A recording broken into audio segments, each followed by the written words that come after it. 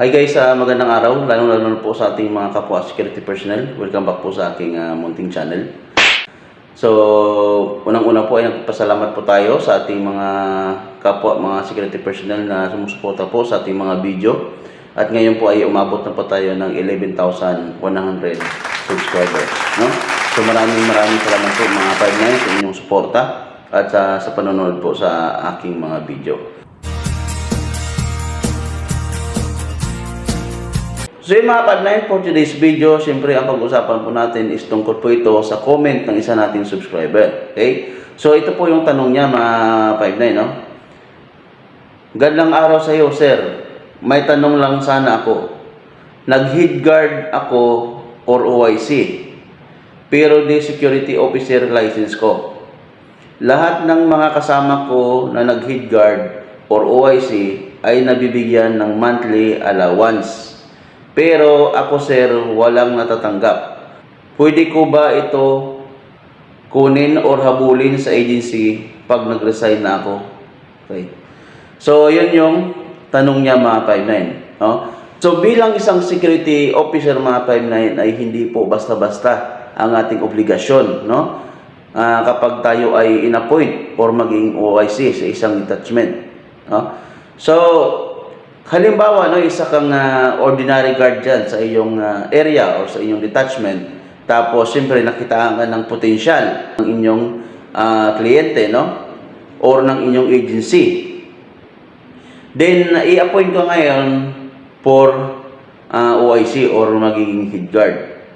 So, pag in-appoint ka po nila, kahit na po ang inyong license is ordinary guard, as long as na in-appoint ka ng inyong agency, ay may karapatan ka po na tumanggap ng inyong allowance. So, yan lang po ang privilege natin as an officer dyan sa inyong detachment. No?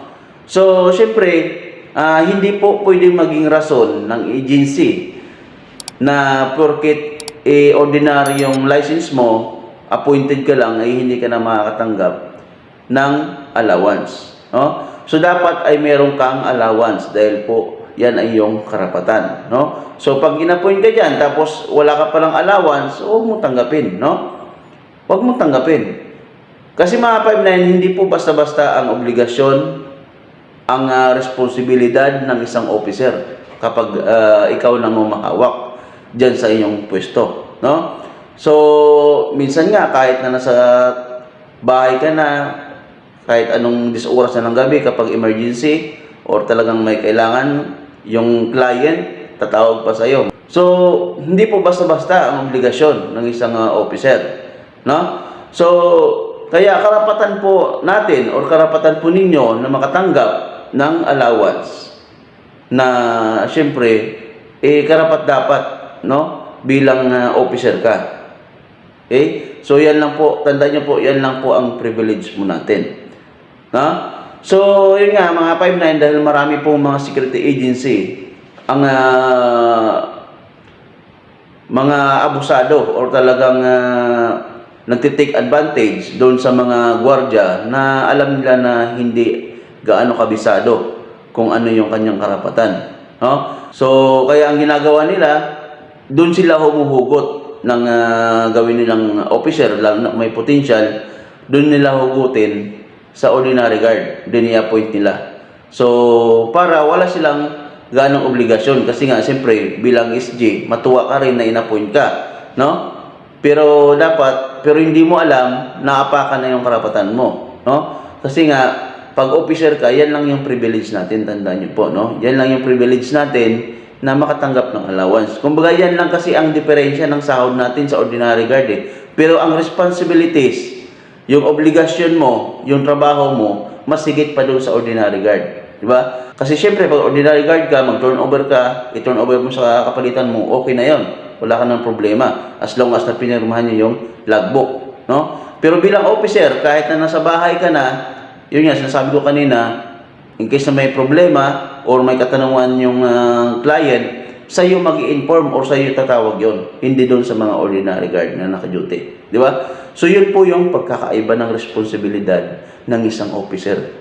doon sa ordinary, no? So kahit na ang license mo is ordinary, basta't ma-appoint ka or in-appoint ka nila bilang isang head guard or security officer dyan, or magiging OIC dyan, no? Acting OIC. So may karapatan ka po, no, na magkaroon ng allowance. At dapat yung allowance ay monthly or kinsinas katapusan, matatanggap mo yan.